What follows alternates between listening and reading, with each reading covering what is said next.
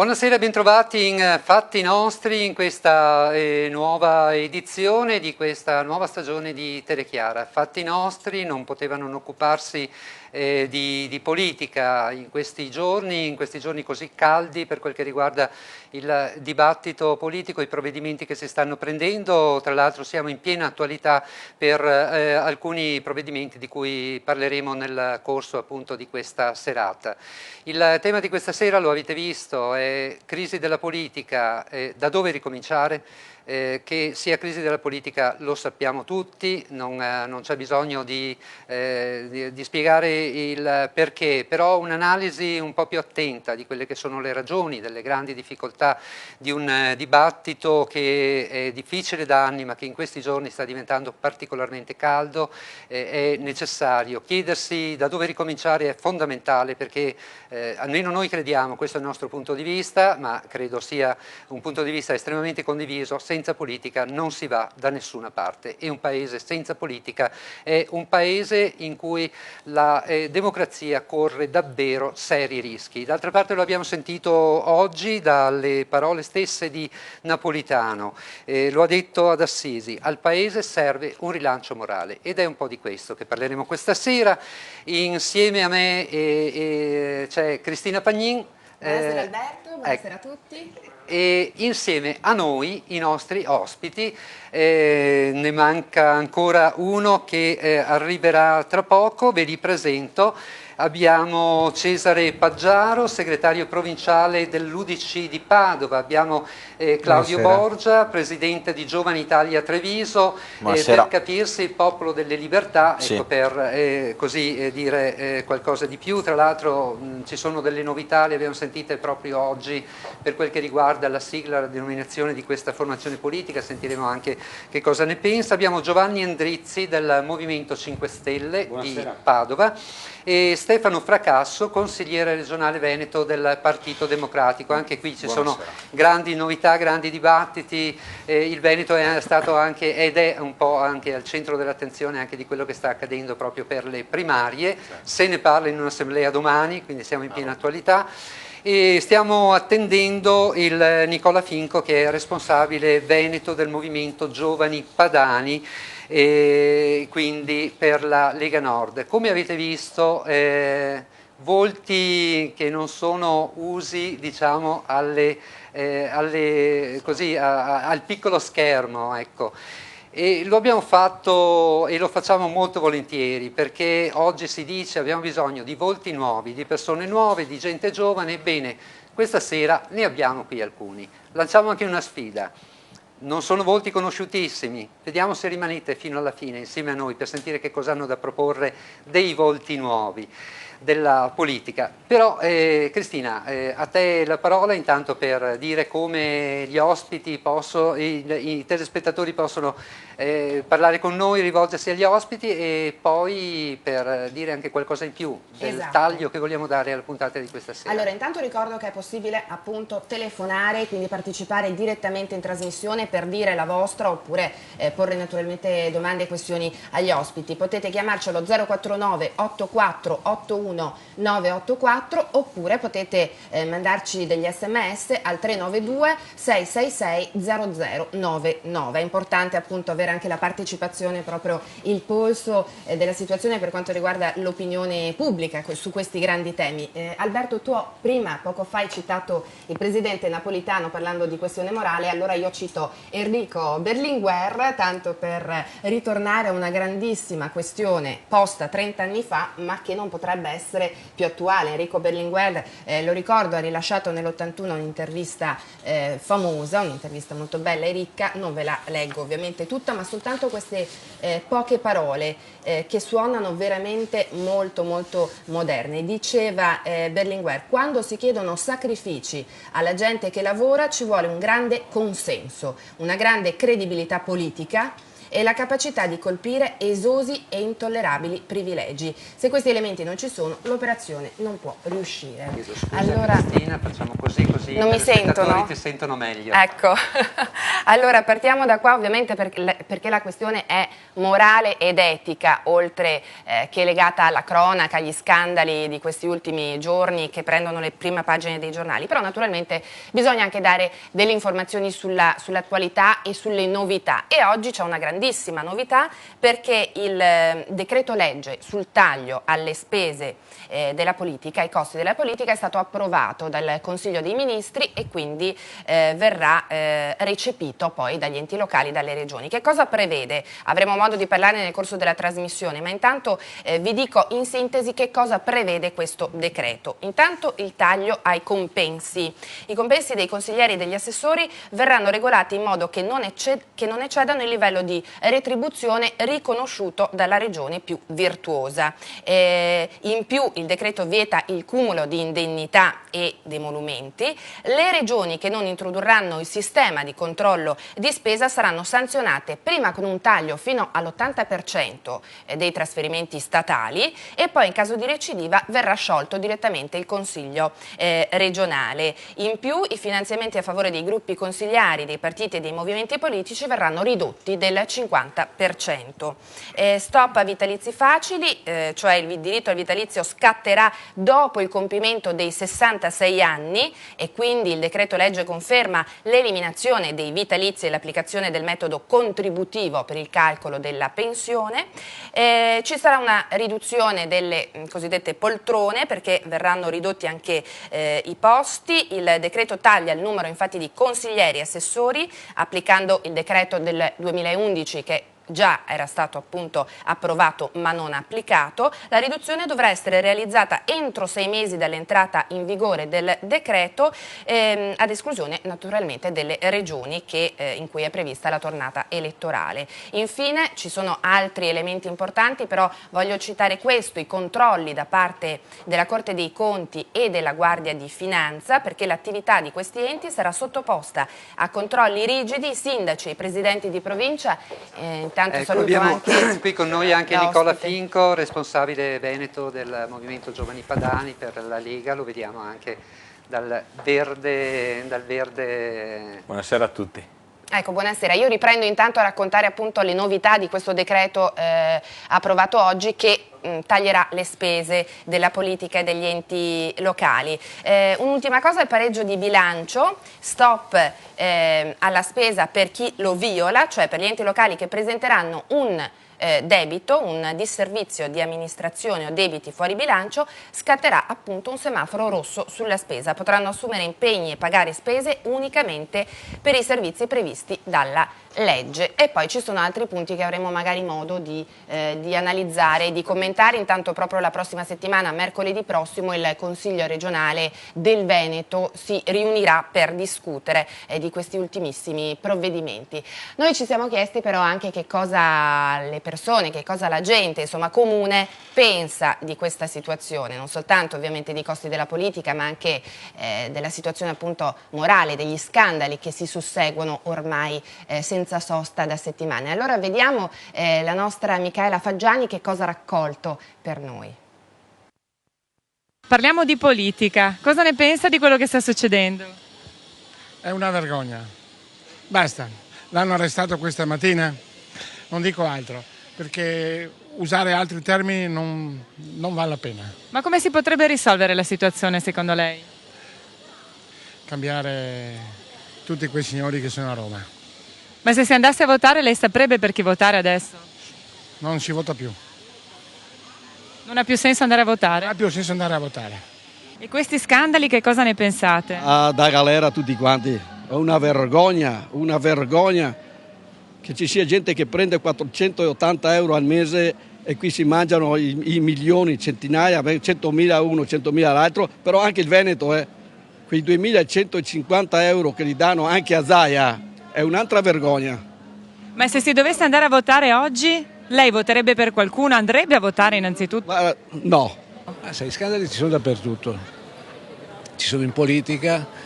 Vedevo l'altro ieri che i professori dell'Università di Padova pagavano la mensa 0,71 centesimi.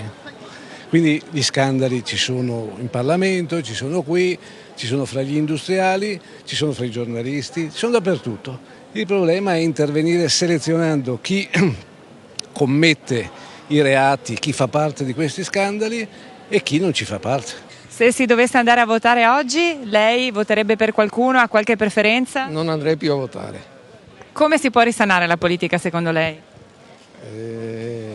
Cambiando un po' tutto, un po' tutte le persone, di solito però è dura. La disturbo solo un attimo per chiederle, la politica oggi cosa ne pensa? Ho schifo completamente. E se si andasse a votare lei avrebbe idea di chi Non votare? voto più per nessuno. Bisogna fare pagare tutti quanti nel modo giusto in quanto al capitale. Non pagare mica sono pensionato. O no? Se pagassimo tutti come che io dico per televisione in parti uguali, starissimo bene tutti quanti. Siccome che il grande scampa sempre e ora paga sempre il più piccolo.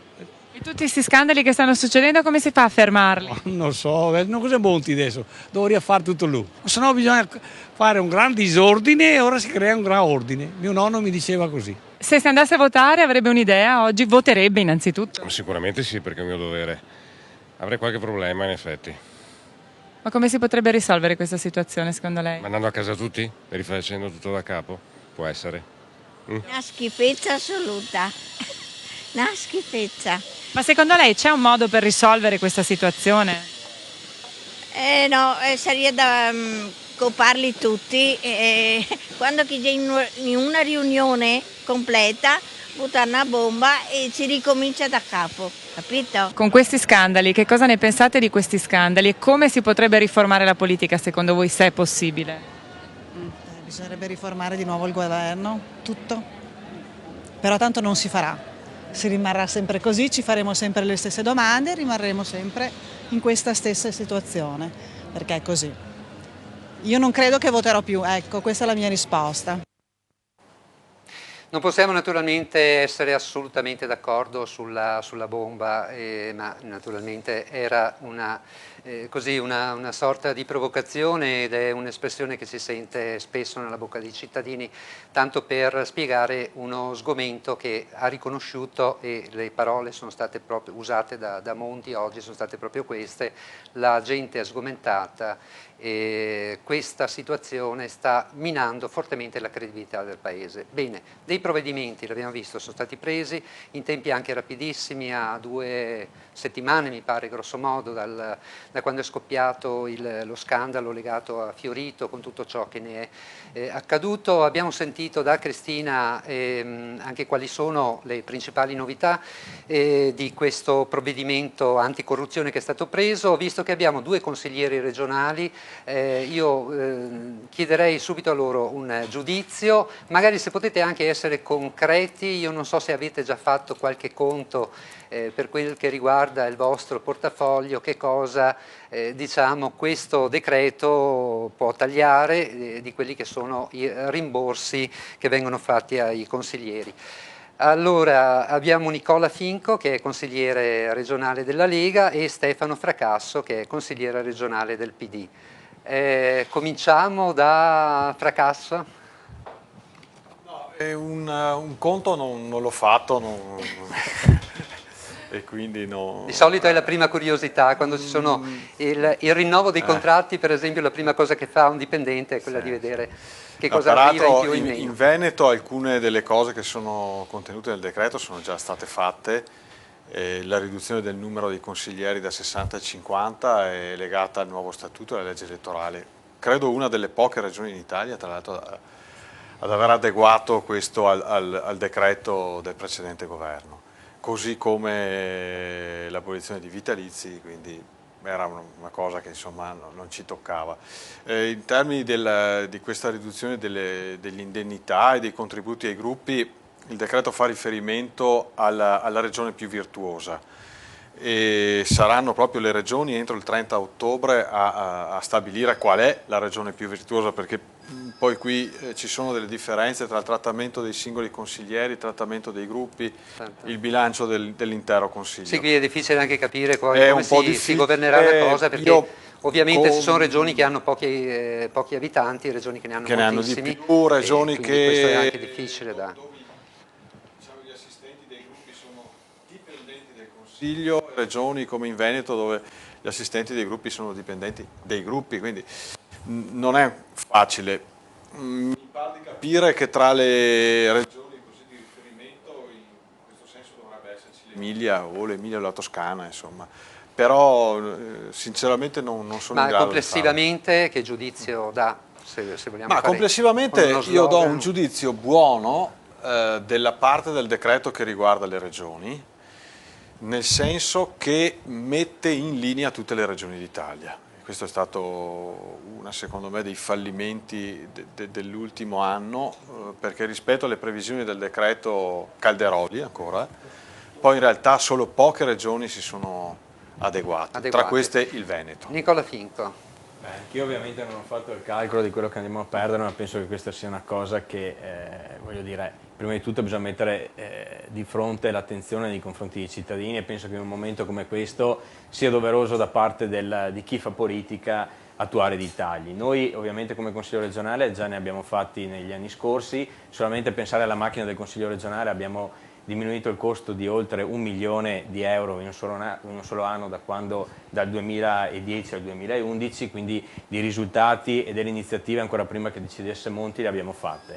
Concordo anch'io alla decisione di uniformare gli stipendi da nord a sud, anche perché c'erano una serie di disparità di trattamento economico che diciamo, hanno rovinato anche l'immagine delle regioni. Quello che però non tollero è che il Veneto venga paragonato alla Campania, alla Sicilia, al Lazio o altre regioni che hanno degli sprechi evidentissimi, dove c'era gente che faceva le feste con la maschera da maiale o si comportavano in maniera indegna nei confronti dei propri elettori. Il periodo ovviamente chiede austerità, chiede delle forti prese di posizione da parte del mondo della politica.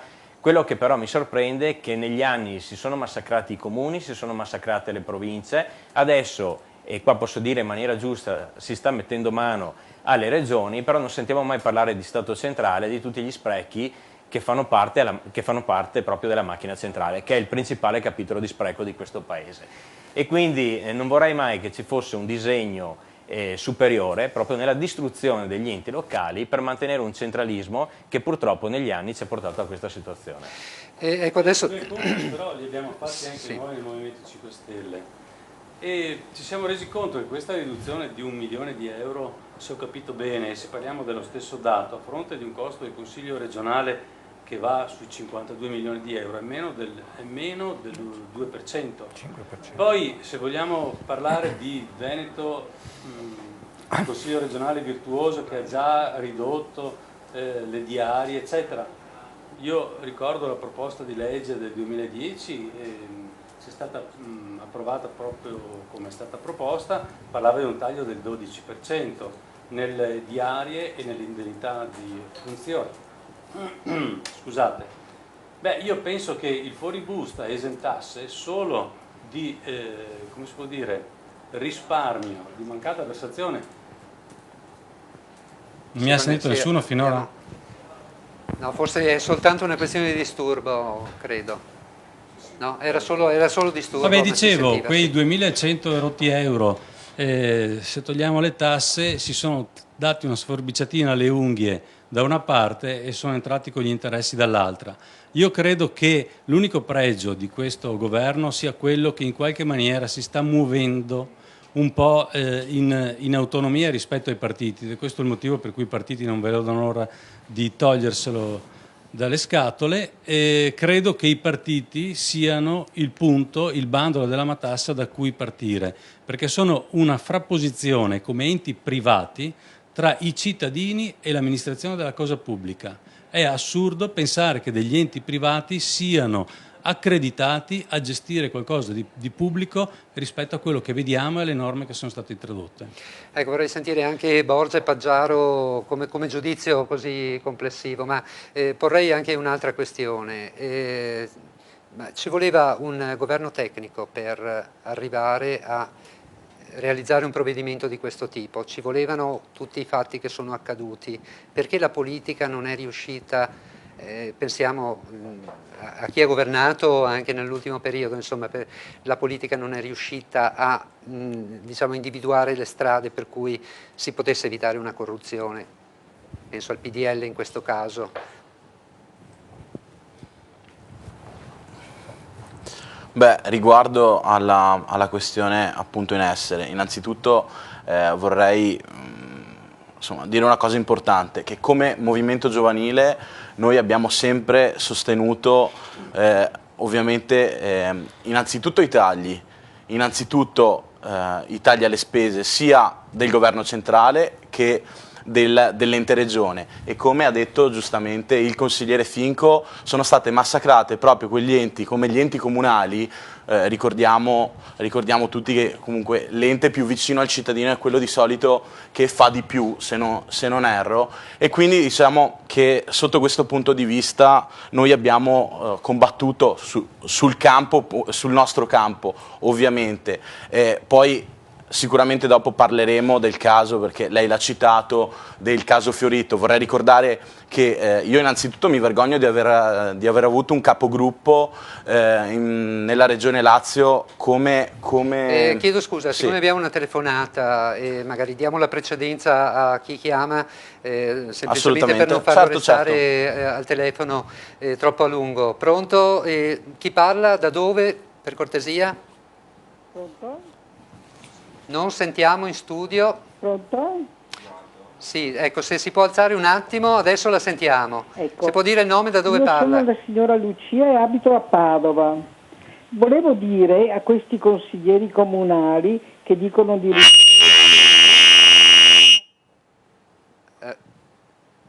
le spese. Ecco, non la sentiamo più.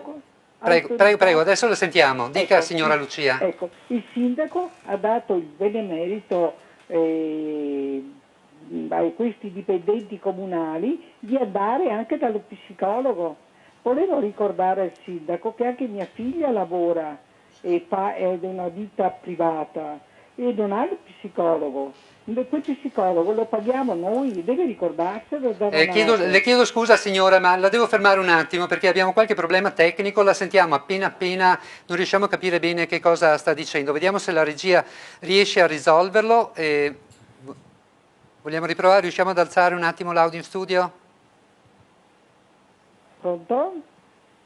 Sentite bene? Ecco, adesso la cominciamo a sentirla un po' meglio, un po' più alto per cortesia, grazie regia. Ecco.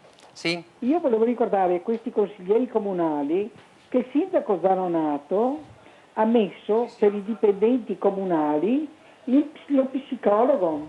Mi chiedo se è giusto questo, anche perché lo paghiamo noi, non è che venga fuori dalle sue tasche il medico, e soprattutto viene fatto nell'orario di lavoro. Io quando passo per il comune li vedo anche i Rossi camminare nella piazza, vedo i dipendenti comunali in quel bar là vicino. Mia figlia non ha tutte queste possibilità di fare i cavolacci suoi, e questi qua li paghiamo noi. Lui non si è fatto questa domanda, non si sono posti questa domanda, non si sono chiesti se è una cosa giusta o no.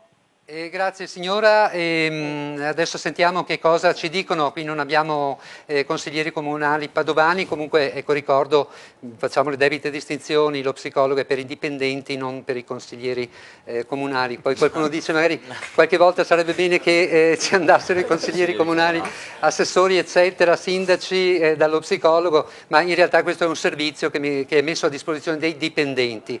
Chiaramente è un servizio che costa naturalmente.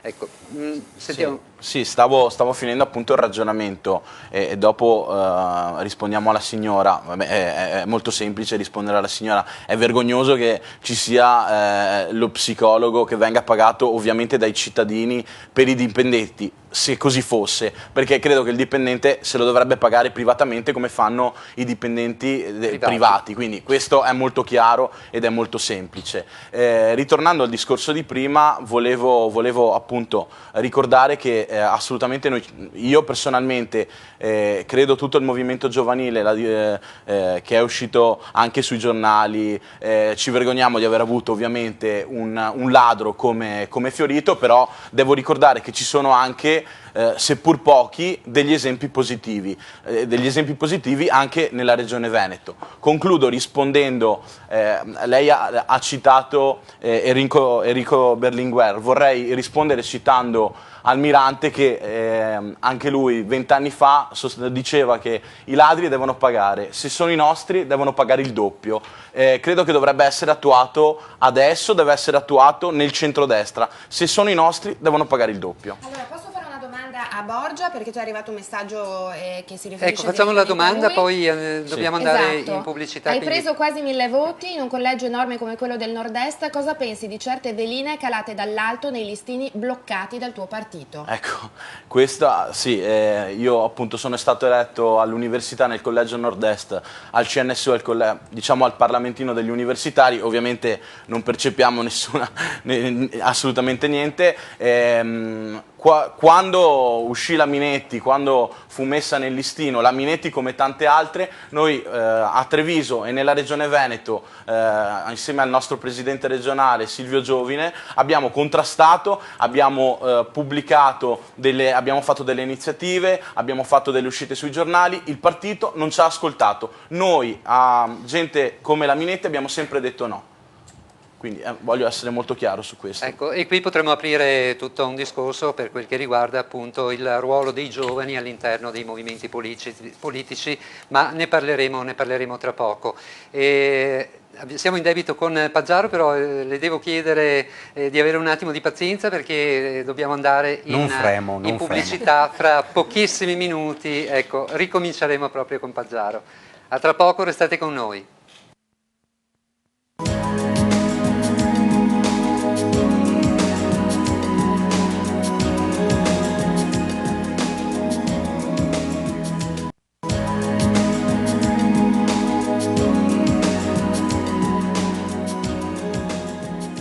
Eccoci ancora insieme. Da dove ricominciare in questo contesto di grande crisi politica? Abbiamo usato un eufemismo, si potrebbero dire tante cose, certamente in questo clima di grande indignazione che c'è nei confronti delle formazioni politiche, nei confronti della politica in generale. Abbiamo sentito che oggi c'è stata questa novità del decreto del Consiglio dei Ministri approvato proprio per il taglio delle spese e decreto chiamato in tanti modi anticorruzione. Ecco, non sappiamo bene che cosa succederà in futuro. Abbiamo chiesto un giudizio ai nostri ospiti, ci mancava Cesare Paggiaro dell'UDC che ricordiamo è anche vice sindaco, oltre che segretario provinciale padovano dell'UDC, è anche vice sindaco di Bigonza con delega ai servizi sociali. Voi e proprio nel settore dei servizi sociali risentite di grandi problemi dal punto di vista della disponibilità di risorse. Io credo che aumentare le risorse sia sicuramente un qualcosa che voi vi aspettate. Ma di questo parleremo poi anche nel corso della trasmissione, perché questo risponde a necessità che sono necessità oggettive dei cittadini. Intanto la sua sensazione, la sua impressione su questo decreto del Consiglio dei Ministri? Beh, casca per forza nel momento opportuno, perché siamo in un momento di evidente e nota difficoltà. Se poi in realtà la capacità della politica fosse stata di prevenzione a questo, sarebbe, come dire, una qualità inespressa che non abbiamo visto. Io per i 4 interventi precedenti devo dire che condivido tutti e 4 gli interventi, per cui non è neanche di essere di schieramenti diversi.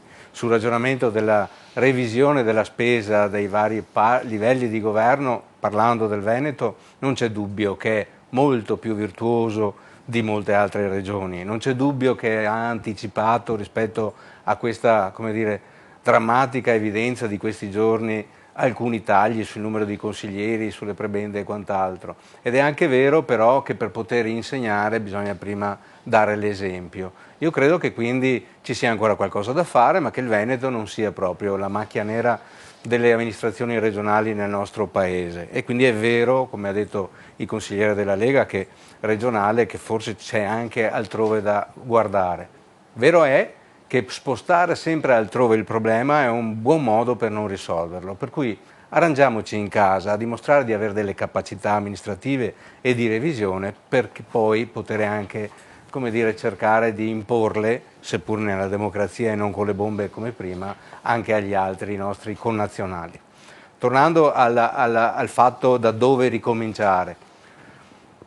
Da ricominciare, forse dire ricominciare è esagerato perché è come partire da zero. Io non credo che si debba partire da zero, non si butta via il bambino con l'acqua sporca. In realtà vanno salvate molte amministrazioni, vanno salvati molti amministratori, vanno salvate molte persone che fanno politica in modo gratuito o praticamente neanche a rimborso spese, ce ne sono migliaia e ce ne sono migliaia, per cui buttare via tutto è sbagliato perché zero è peggio, zero sarebbe peggio, ricominciare sarebbe peggio. Il progredire con la consapevolezza che così come è emersa la situazione politica non può andare avanti, questo è il modo, credo, più corretto. Faccio solo una chiosa su tutte quelle persone intervistate, anche se immagino che siano state raccolte per dare un segnale, quindi magari anche scartando qualche altra intervista. No, poi sentiremo anche delle altre più, sì, un po' più in genere si fa moderate, così, più propositive. ma non volevo essere negativo, sì, ma in genere si fa così per dare un messaggio. Certo. Io vorrei dare il messaggio opposto. Sì, però dico una cosa, perché ecco, di queste interviste non è stata scartata nessuna, poi ne sentiremo delle altre che sono un tantino più propositive. Però, non queste scartate, sono accumulate per dare un messaggio. Non volevo... ma non è che abbiamo scelto appositamente per riuscire, anche perché oggettivamente, ma immagino che percorriate le strade come tutti noi, certo. La sensazione quando si entra in un bar, che tanto per dire un luogo di incontro, che si ha è che questo è il sentore della gente, la grande indignazione. Ma non c'è dubbio, però anch'io sono in mezzo alle persone tutto il giorno ovviamente, per il ruolo politico amministrativo che ho, su un comune anche abbastanza, come dire, importante, eccetera, però oggettivamente far passare il messaggio che tutto quello che c'è oggi fa schifo, per cui io non vado a votare, significa mantenere quello schifo in eterno. Allora in realtà si deve fare il contrario, ci si deve fare un'idea, se qualcuno pensa di avere delle qualità, delle capacità, delle idee, si deve mettere in campo, perché è anche troppo facile giudicare senza, come dire, essersi impegnati nella vita a favore degli altri e della comunità, e allora in quel caso certamente con le difficoltà che ci sono, ma ci sono da sempre, allora forse si riesce anche a fare quella cernita delle qualità umane che sarebbe giusta per governare un paese a qualsiasi livello. Credo che sia questo, per cui chi dice non mi fa schifo e non vado a votare si fa del male da solo. Il problema è che oggi la sensazione che ha il cittadino, proprio grazie al sistema elettorale, oggi si parla di riforma elettorale, anche qui apriamo un capitolo che è un capitolo infinito, perché di riforma elettorale si parla da anni, se ne fanno, si fanno dei miglioramenti che poi si rivelano dei peggioramenti, eccetera. No, però qui il grande problema è proprio che il cittadino ha la sensazione di aver perso qualsiasi possibilità. Io ti eleggo, domani ti dimostri incapace o ti dimostri diverso rispetto a quello che io ti immaginavo, io non posso più cambiarti, non posso più scegliere. Oggi la grande paura è questa, e la grande impressione nei confronti della politica è che la partitica si sia trincerata dentro le segreterie, che scelgono anche i candidati alle elezioni. Ecco, questo è... Su questo ragionamento, per recuperare il credito di prima, faccio un intervento, poi mi zittisco. È certo che è così, ma è stata sbagliata assolutamente quella che era la legge elettorale precedente. Non si danno le colpe a nessuno, ma c'è la volontà di cambiarla. Non erano eletti, ma non erano nominati.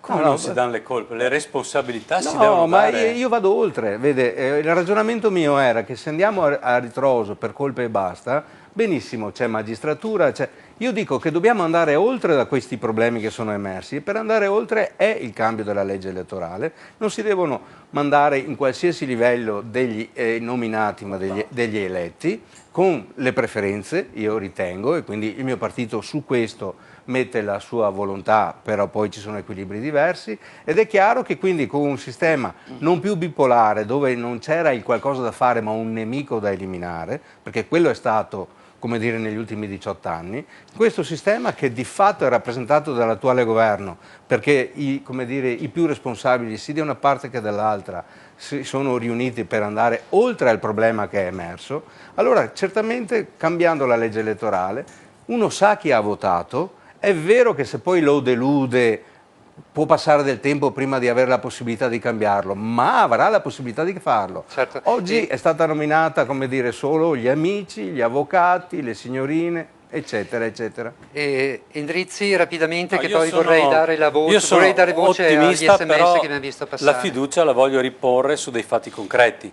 Lei prima parlava di testimonianza. Allora, qual è la testimonianza che ci aspettiamo da dei politici? L'autoriduzione degli stipendi? Guardate i consiglieri regionali del Movimento 5 Stelle, 2.500 euro poi arrotondati, allargati un po' a 2.750. I rimborsi elettorali rifiutati. Questo vuol dire testimoniare una differenza, altrimenti stiamo continuamente come un cane che si morde la coda a girare in tondo senza andare avanti. Faccio un esempio, nel 23 ottobre 2010 alla Camera fu votato la proposta di abolire immediatamente ogni forma di vitalizio. Hanno votato contro PD, PDL, UDC e Lega, 498 contrari, solo 22 favorevoli. Allora io mi chiedo dove la vado a cercare col lanternino la fiducia in questi sistemi di potere? Questo è il punto. Io voglio essere ottimista invece su un'altra cosa. Lei diceva una cosa che condivido. Chi è stufo di questa cosa, di questa situazione, deve mettersi in gioco.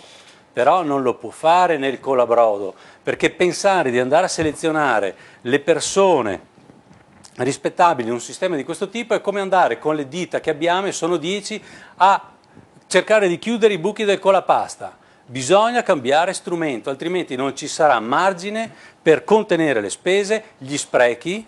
E voglio ricordare a questo punto, dopo finisco il comizietto, scusatemi un po' il carattere, a proposito di sprechi, non ci sono solo i costi della politica legati agli stipendi e ai rimborsi elettorali, finanziamento ai partiti. Comunque sarebbe bello anche fare chiarezza, C'è perché il noi costo... non abbiamo ancora capito esattamente.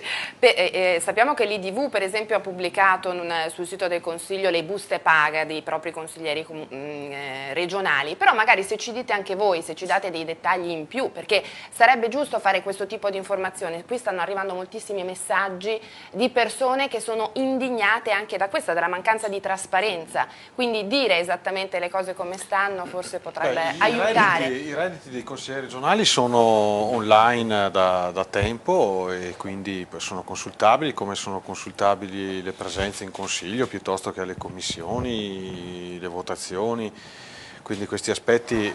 Facciamo qualche esempio. Si trovano sul sito del consiglio, c'è pubblicate anche sui giornali, quindi non lo so adesso se ci siano io dico la busta paga proprio in quanto consigliere regionale. Ma qualche settimana fa il Gazzettino ha pubblicato la busta paga di un consigliere semplice che si aggirava sui circa 7.000 euro, se non sbaglio. Sì. Io non sono consigliere. Diciamo che la media è intorno agli 8.000 euro al mese, lo stipendio. Sì, il problema è che poi al di là delle buste paga, ed è questo che sconcerta, perché si vengono a scoprire a poco tante piccole cose, ci sono le indennità, ci sono i rimborsi chilometrici, ci sono i contributi che vengono dati ai gruppi parlamentari, dove si sa che esistono gruppi parlamentari anche in Consiglio regionale Veneto che sono formati di un consigliere. I monogruppi formati successivamente. Vorrei ricordare una cosa, come ha detto prima Finco, nella regione del Lazio, faccio un esempio del mio partito, nella regione Lazio in 2 anni Fiorito ha speso la bellezza di 6 milioni di euro, in Veneto, e che è comunque tantissimo, e adesso l'hanno diminuito, che ribadisco è comunque tantissimo, sono 500.000 euro mi pare annualmente per il gruppo consigliare del PDL, mi pare 500.000 euro. se non sbaglio. Allora, il costo, diciamo, dei gruppi è intorno ai 4 milioni e 6, però all'interno totale, all'interno di questi 4 milioni e 6, 1 milione e 2 è per i gruppi, diciamo, per i gruppi politici. Tutto il resto è per le spese del personale. Certo, cioè, quindi noi abbiamo visto, cioè del personale che lavora per il gruppo all'interno dei gruppi. Però abbiamo visto la scorsa settimana, hanno fatto vedere delle slide, ad esempio dell'Emilia Romagna, che è la regione più virtuosa in questi termini, perché loro comunque hanno un sistema di scorporo, diciamo, dove loro dividono fin da subito le spese del personale da quelle dei gruppi. Noi abbiamo tutte le spese messe assieme, quindi vengono fuori 4 milioni e 6, ma che alla fine dei gruppi politici è 1 milione e 2. Sono tanti, sono d'accordo. Adesso già abbiamo deciso come gruppi politici di tagliarli, adesso comunque anche a seguito del decreto verranno ulteriormente tagliati nei prossimi giorni, anche perché comunque mi sembra sia entro il 30 novembre. Quando si parla di regioni virtuose, le ho fatto un esempio: nel Lazio si spendono 6 milioni di euro, nella regione Veneto, ribadisco, seppur tanto, 500.000 euro. Capisce che comunque sia due pesi e due misure, diciamo. Certo. Quindi per quello si differenzia. La cosa che dà fastidio virtuose. Naturalmente è il fatto che l'Italia sta vivendo una pesante crisi economica. Infatti io Alberto leggerei anche qualche messaggio certo, così per far capire, anzi prima ricordo i numeri di telefono per poterci chiamare direttamente in trasmissione: 049 8481 984, oppure se preferite inviarci dei messaggi mandateci degli sms al 392 666 0099 e ne leggo soltanto alcuni perché ne stanno arrivando veramente tanti. Uno dice: quello che ci sconvolge è che non c'è nessuna differenza fra i partiti, destra e sinistra sono perfettamente identiche. E un altro propone una soluzione un po' radicale, cioè dice si ricomincia come? Facendosi governare da un altro Stato, tipo Svizzera o Germania, lasciando loro carta bianca qualcuno dice che già è così, qualcuno dice che già è così. Attenzione, perché abbiamo visto anche 15 giorni fa, mi sembra a Ballarò, hanno fatto vedere un Parlamento, mi sembra della Westfalia in Germania, dove un parlamentino regionale ha circa 200 componenti che si prendono quasi 8-9 mila euro al mese. Quindi stiamo ben attenti a dire sempre la Germania, perché la Germania non è, sarà un simbolo per quel che riguarda l'industria, per tante altre cose, ma per i costi della politica non stiamo proprio a prenderla come modello. Magari, sulla corruzione, che è l'altro grande tema che in qualche modo molto collegato e che emergerà, perché Svizzera e Germania sono visti come dei modelli proprio per il buon funzionamento, ecco, per la mancanza di questo tipo di... sì, anche se bisogna ricordare, sì, esatto, bisogna ricordare che qualche ministro... arrestato per corruzione, quindi diciamo mi associo, non credo che cercare nei paesi esteri l'efficienza e la lealtà, l'onestà, dobbiamo ricercare all'antico valore della politica, cioè servizio per i cittadini, ma a casa nostra, non di certo né in Svizzera né tantomeno in Germania. Dobbiamo ricominciare dalle persone per bene che ci sono in Italia. Ecco, un altro messaggio dice: ogni Stato ha la classe politica che si merita, la democrazia è partecipazione, moralità, servizio e solidarietà, il bene comune, l'interesse del singolo deve fermarsi di fronte a quello della società. E ci sono, giustamente come faceva notare lei poco fa, ci sono moltissime persone che si spendono nella politica o addirittura nel servizio e anche nel volontariato proprio per il bene comune. C'è per esempio il direttore della scuola di formazione sociopolitica del Patriarcato di Venezia, Maurizio Padovan, che è stato intervistato dalla nostra Micaela Faggiani e che ci propone il suo punto di vista su questa situazione. Vediamo. Sentiamolo. Partirei proprio da qui, dall'economia. Viviamo una situazione particolarmente disorientante perché pare che le cose che ci capitano non dipendono da noi, la situazione delle borse internazionali ad esempio, e quindi c'è una forte sensazione di impotenza da parte dei cittadini. Dall'altra parte l'assenza di mediazione politica espone direttamente il cittadino al disorientamento totale.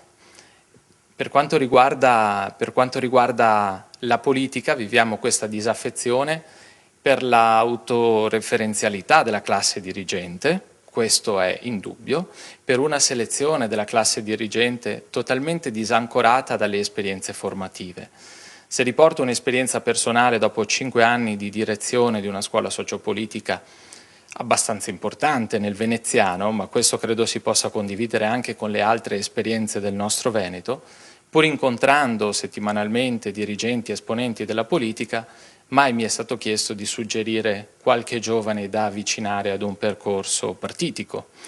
Questo significa che non sono soltanto i giovani ad essere disillusi e lontani dalla politica, ma una certa politica costituita è certamente lontano dai giovani e rischia di avvicinare soltanto quei giovani che potremmo definire dei replicanti, cioè coloro che ripetono benissimo il pensiero dei più anziani e non riescono ad innovare, a rompere. Oggi la crisi dovrebbe favorire quei luoghi nuovi e più vivaci di rivitalizzazione della politica attuale. Quindi c'è una soluzione, da che cosa bisogna partire per riformare la politica? Io credo che ci dobbiamo creare quelle condizioni perché ci siano dei nuovi luoghi di risocializzazione politica, dove l'enorme bagaglio di informazioni che noi riceviamo possa essere sintetizzato, dove possano essere costruiti dei significati che possano, come dire, essere gestiti dal singolo senza cadere nel disorientamento di cui parlavamo prima, delle sorte di camere di compensazioni. Certamente i partiti attuali non lo sono più, neanche quelli di nuova generazione. La crisi della rappresentanza e delle istituzioni è così forte che prende insieme anche le associazioni, anche le associazioni di stampo cattolico, che ormai si sono istituzionalizzate dopo il carisma del fondatore. Quali sono allora quegli spazi che possano generare questa nuova energia, questa nuova forza?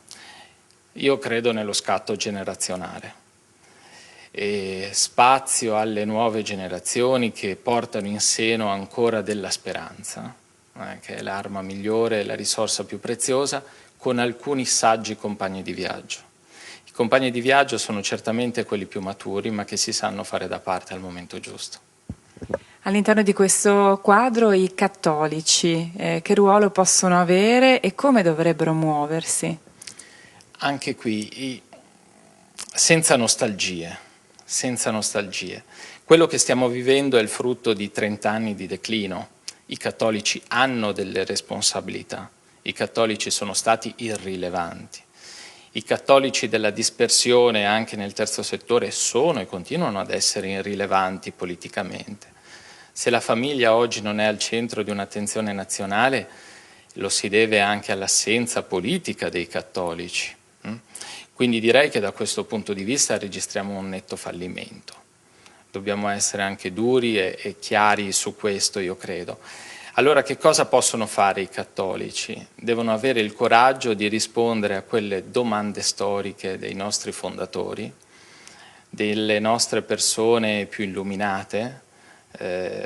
Vorrei solo citare insomma, da Giuseppe Toniolo a Luigi Sturzo ad Alcide De Gasperi ad esempio, e su queste stimolare l'attenzione dei giovani, che diano risposte nuove, non suggerire risposte ai giovani, ma metterli nelle condizioni di rispondere attivamente a queste. Io credo che se i cattolici maturi facessero un'operazione di accompagnamento maturo, senza preconfezionare il risultato, questo sarebbe il più grande regalo che potrebbero fare alle nuove generazioni. Ecco, e questo è il contributo di Maurizio Padovan, che è direttore del Centro Teologico di Padova, ma direttore anche della scuola sociopolitica del Patriarcato di Venezia. Lo abbiamo voluto sentire proprio per la convinzione che abbiamo che in questo momento, proprio per la crisi politica che ci circonda, dobbiamo ritornare a un'idea, e cioè che politici non si nasce, si diventa, che la politica ha bisogno di una formazione, ha bisogno di scuole, ha bisogno di radicarsi comunque in un pensiero. E, tra l'altro Maurizio Padovan lanciava proprio questa idea, bisogna ritornare ai giovani con dei compagni di strada stimolanti. Ecco, è un'idea che riprendo, anche perché l'abbiamo vista scorrere tra l'altro con gli SMS, con un invito in particolare a Borgia: che cosa aspettate a mandare fuori dalla politica i sessantenni? Io ci sto quasi arrivando, quindi mi sento anche un pochino ecco, in gioco, e vi mettete in gioco voi, ecco, e che cosa impedisce tutto questo? Chiedo scusa un attimo perché abbiamo una telefonata, mi sembra, mi dice la regia. Sì, pronto? Sì, pronto? Chi parla e da dove? Sono Giorgio da Padova. Prego Giorgio.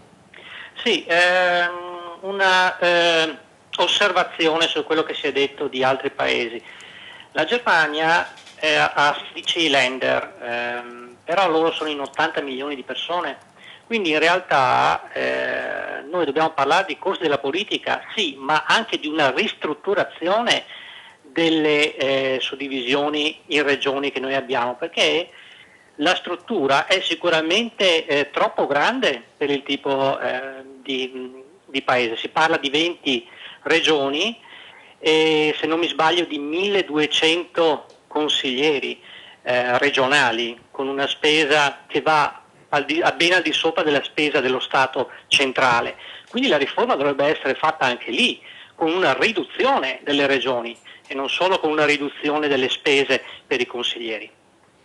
Grazie Giorgio, anche perché introduce un tema che è assolutamente importante. Sono 20 regioni e 2 province autonome, mi sembrano, se non sbaglio. Ecco, la parola un attimo appunto a Borgia, ecco, su quello che... Vorrei agganciarmi innanzitutto, prima del messaggio, a quello che diceva lei. Lei diceva, e diceva anche Padovan, che bisogna fare una scuola di formazione, sicuramente ci sarà bisogno anche di questo. Ho un'idea diversa. Penso che, perché poi si creano a volte dei mostri, usciti da queste scuole, arrivano nelle federazioni, bussano alla porta, vestiti in giacca e cravatta, 16 anni, e chiedono di fare gli assessori comunali, piuttosto che i consiglieri, piuttosto che... Ecco, allora ci vorrebbe un altro stile, diciamo. Bisognerebbe incominciare a stare nelle sezioni, a uscire la sera e a mettere i manifesti, a stare nelle piazze, a stare in mezzo alla gente.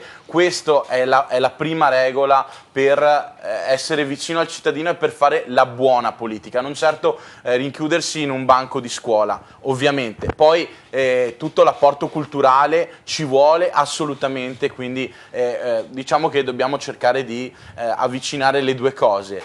Invece, riguardo all'SMS che mi è stato posto riguardo ai sessantenni, ecco, vede, io sono invidioso di Finco, devo dire la verità. Sa perché? E della Lega in questo caso, perché alla Lega danno la possibilità di candidarsi. Finco si è preso le preferenze, se non sbaglio 26 anni, no, 29. Sì, però quando 29. Si è candidato, sbaglio, ne aveva 26. Purtroppo nel nostro partito non c'è questa volontà, per ora. Cercheremo ovviamente con tutti noi stessi di cambiare questa situazione. Le faccio un piccolo esempio, poi veramente mi zittisco. In Sicilia è stata estromessa una dirigente nazionale del movimento giovanile che porta in piazza migliaia di persone nel ricordo di Paolo Borsellino e Giovanni Falcone, che si batte contro la mafia. È stata esclusa per mettere due amanti di due, non ho difficoltà a dirlo, di due senatori del PDL. Mi vergogno. Beh, intanto è interessante dire e annotare subito che l'anima giovanile delle formazioni politiche è un'anima critica anche all'interno. La domanda è che come si cambia la classe dirigente? Si cambia con il voto, la classe dirigente si cambia con il voto, purché ci sia una legge elettorale adeguata. Mi pare che la legge elettorale dei comuni sia assolutamente adeguata, seleziona sindaci, assessori, consiglieri comunali. Quella regionale anche, perché voglio dire, i veneti come altri cittadini italiani possono scrivere il nome e quindi seleziona. Il punto è che la legge nazionale che c'è adesso non permette di fare questa Il punto è che selezione. la politica non riesce ad esprimersi, allora se non ci penserà un tecnico non si riuscirà a uscirne. Però deve essere anche la forza dei giovani di mettersi in campo. No, perché... ne parliamo fra un attimo perché abbiamo un'altra telefonata, poi dovremo andare anche in pubblicità, però non voglio far aspettare il telespettatore che abbiamo al telefono, lo sentiamo subito. Pronto? Chi parla da dove? Pronto? Sì. Sì, se mi dice il nome, da dove parla, per cortesia? Francesco da Conegliano. Benissimo, Francesco, ci dica rapidamente per cortesia. Com'è? Sì, se riesce a essere un po' sintetico perché avremo una pausa pubblicitaria, ma le voglio dare la parola subito. Ci dica. Ci dica, stia attento. Dunque, là vedo che parlano tutti i giovani, anche Padovan, ma nessuno che colpisce il punto. Io ho 87 anni, sono stato 8 anni l'autista di Don Antonio Giuliani, quello di Berlusconi, sempre stato liberale, e nessuno che dice che è l'unica nazione al mondo che ha i comunisti al potere. Ecco, si ferma con questo punto di domanda? È l'unico cosa al mondo che ha lo statuto, io sono un imprenditore, che ha lo statuto dei lavoratori con l'articolo 18, e solo che l'Italia ha visto che scappano via tutti e nessuno parla perché. Ecco, ma mi dica, scusi, secondo lei Monti è comunista? Com'è? Lei dice che il presidente Monti è comunista? Monti non vale niente, perché Monti ha fatto la legge sull'uso che ha mandato via tutte le barche. Domani c'è l'apertura dello stallone di Genova, non vogliono neanche vedere i politici. Bene. E Monti ha rovinato l'Italia. Per me, lei sa che il 60% dei professori non sono laureati. Il 60%, ma non legge neanche il giornale, ha fatto la tassa sull'uso, che in Sardegna sono andati tutti a carità, 31.000 barche sono scappate dall'Italia. Allora perché la televisione queste cose non le dice? Io leggo il giornale, non so se loro leggono l'Unità. I giovani là, queste sono cose a dire. Francesco, la ringrazio di questo suo contributo, naturalmente sono punti di vista e i punti di vista vanno rispettati per quello che sono. Le chiedo scusa se la interrompo, ma purtroppo abbiamo anche noi degli obblighi e li dobbiamo rispettare. Abbiamo una brevissima pausa, ci rivediamo subito dopo e riprendiamo con alcune delle osservazioni, tra l'altro, che abbiamo sentito dai nostri telespettatori, che ringrazio per essere intervenuti anche con gli SMS. A tra poco.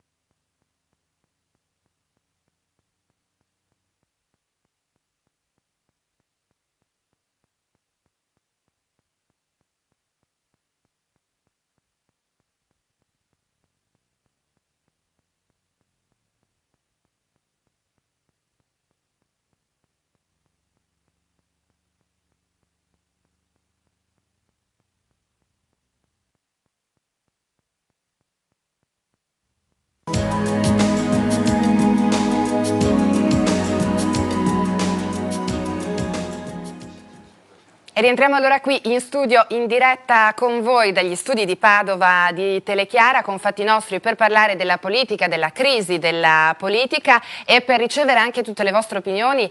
Sono tantissimi i messaggi che stanno arrivando con le vostre domande, con le vostre appunto sensazioni per quanto riguarda tutto quello che sta accadendo nei palazzi fuori e dentro, ma vi ricordo ancora una volta come poter fare per partecipare chiamandoci allo 049 8481 984 oppure semplicemente mandandoci degli SMS al 392 666 0099. Ecco, abbiamo sentito già le telefonate di prima, poi magari un brevissimo commento su queste telefonate, poi se riesce a individuare degli ultimi SMS che sono arrivati, anche delle domande da commentare, anche perché ci piacerebbe poter rispondere a tutte. Gli SMS sono molti, è uno strumento simpatico, lo facciamo scorrere, molti restano così, si leggono e basta, e questo un po' ci dispiace.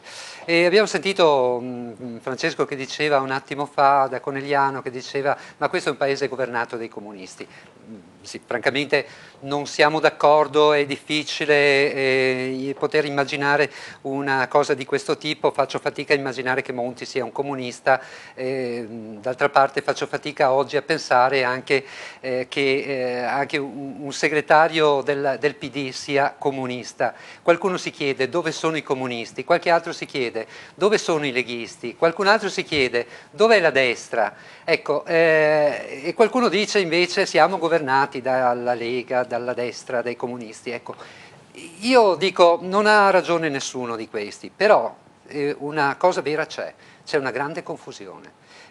Forse la crisi della politica è anche questa, una grande confusione in cui la Lega, che aveva una sua fisionomia, è diventato un movimento che poi è diventato anche un partito una forza politica di governo e quindi ha un po' perso la sua fisionomia. L'UDC, che aveva una sua fisionomia, l'ha persa e non si capisce bene da che parte sta, a sinistra o a destra. Il PDL la sua fisionomia sembra averla persa del tutto, perché oggi Berlusconi ha detto si cambia nome, si cambia simbolo, si cambia tutto e via così, ecco.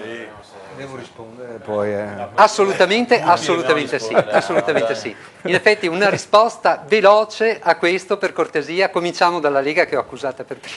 Vabbè, la Lega ha avuto un anno molto difficile, è inutile negarlo, purtroppo sono successe delle cose poco piacevoli, però si è avuto anche la forza di mettere subito da parte determinate persone, di sapersi rinnovare e di saper lanciare delle nuove figure a livello non solamente locale, anche a livello nazionale. Io dico, la politica è come la società, nella società c'è chi fa bene e chi fa male, ovviamente chi fa male, tipo il ladro, nella società fa notizia, la persona per bene no. Anche nella politica, come in tutti i partiti, c'è la persona che fa bene, che purtroppo mai nessuno ne parla, c'è la persona che sbaglia e fa degli errori e tutti ne parlano e purtroppo spesso si fa un calderone. Noi per i giovani stiamo facendo un grande lavoro perché soprattutto noi lavoriamo nel fare aggregazione, quindi prima di tutto nel fare il gruppo di amici che poi fa politica, gli facciamo fare delle scuole sia di alta formazione politica con docenti della Bocconi che delle scuole quadri per gli amministratori, che annualmente formiamo e poi mandiamo ad amministrare il territorio, e quindi proprio da queste scuole di formazione, da questa ventata d'aria nuova con persone nuove vogliamo partire. Ma quanto dura la formazione? Allora, noi abbiamo delle scuole di alta formazione che durano da settembre fino a maggio, con appuntamenti settimanali, solitamente ogni sabato. Sono partite, per dire, questa sera con la presentazione, fino a maggio, dove alla fine poi ottengono un diploma. Ma chi poi entra in lista esce da queste scuole, oppure diciamo... No, noi formiamo chi vuole partecipare ovviamente a queste scuole politiche, le facciamo noi come consiglieri regionali e le apriamo poi anche alle altre persone. Versano una quota per partecipare, perché è giusto che sia così, ma è proprio per preparare i nostri amministratori a livello comunale e poi anche ad altri livelli. Cesare Paggiaro, ecco la mia provocazione di prima, tanto per ricordare Bersani, diceva in un'intervista all'UDC è come il terzo cristallo, una volta va a sinistra, una volta va a destra, per parlare di identità, ecco. No, a parte che noi pensiamo che per noi possa esserci il sole e quindi nessun bisogno di tergere nessun cristallo. In realtà non è, se si continua a ragionare ma dove va, o a destra o a sinistra, si continua a rimanere nella mentalità bipolare, che è quella che invece proprio noi abbiamo con il nostro star fuori prima al governo Prodi, poi al governo Berlusconi, ne abbiamo sancito anche la fine. Ed essendo l'anello di congiunzione del governo Monti, dove parte del preponderante se non tutto il PD e parte preponderante se non tutto il PDL, da una parte e dall'altra si è riusciti a fare un governo tecnico, ma che poi comunque tutto passa in Parlamento, per cui non prendiamoci neanche in giro, alla fine è un governo politico di fatto, al di là di chi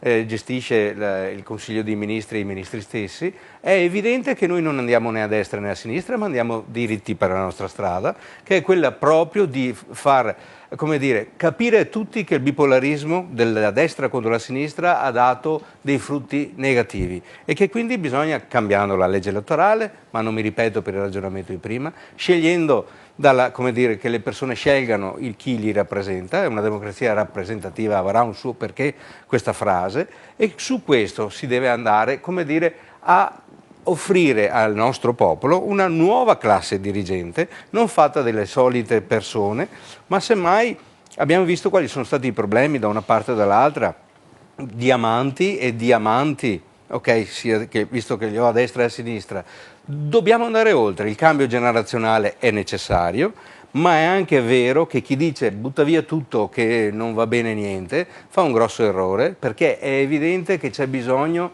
di persone che hanno anche un'esperienza e delle capacità. E quindi intervengo su una sua frase di prima, che politici non si nasce ma si diventa. Sono d'accordo, ma il fatto è che leader invece si nasce e non si diventa. E noi dobbiamo spostare la nostra cultura dal leaderismo al politico, quindi non dobbiamo più dar credito a chi, come dire, soffia il vento della capacità di comunicazione, di bucare lo schermo, ma capacità invece di scegliere persone che hanno avuto un'esperienza amministrativa, che sanno cosa significa avere dei problemi nel territorio e che si sono dedicati per molti anni, quindi la novità in assoluto, i giovani in assoluto ha un senso relativo, ma mi collego anche all'intervista di prima, servono anche delle persone che hanno una esperienza, una capacità e che sappiano tirarsi in parte una volta che si è formata una nuova classe dirigente. Ecco, lei ha parlato di leader, faccio un salto un attimo a Fracasso, perché e questo è un tema che riguarda fortemente l'identità, perché chiaramente l'identità di un movimento politico si rafforza intorno a un leader, lo si è visto un po' per tutti, lo stesso Movimento 5 Stelle, forse oggi se togliamo Beppe Grillo è difficile riuscire a trovare qualcuno che possa in qualche maniera, anche se poi il lavoro sicuramente, sicuramente viene fatto, no, tutti e due, ma prima lo chiedo a Fracasso, perché domani c'è un momento importante, c'è l'assemblea per le primarie. Ecco, qui il PD ha sempre faticato in questi anni comunque a trovare un suo leader, forse lo stesso Bersani oggi con tutto ciò che accade, con il sindaco di Firenze, con lo stesso Veneto che propone anche il Veneto una propria candidata, diciamo, o che si autopropone come candidata alla segreteria. Non alla segreteria, ma... Certo, al premierato. Ecco, questa difficoltà di riuscire a trovare un'identità anche intorno a una persona che la rappresenti, che cosa significa? Che cosa sta significa innanzitutto che un partito grande è un partito plurale, perché altrimenti continuiamo a ragionare per partitini piccoli dove c'è un leader e ci sono i fedelissimi, e il PD non è così.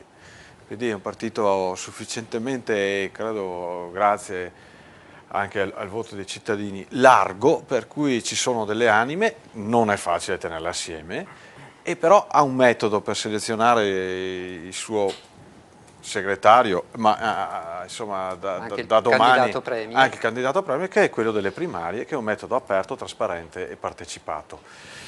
Infatti vedo un po' drammatizzare troppo questo passaggio. Non è un rafforzamento anche del vecchio concetto che non piaceva e che non è mai piaciuto, soprattutto in casa, per ricordare tempi che sembrano lontanissimi in casa democristiana, quella delle correnti.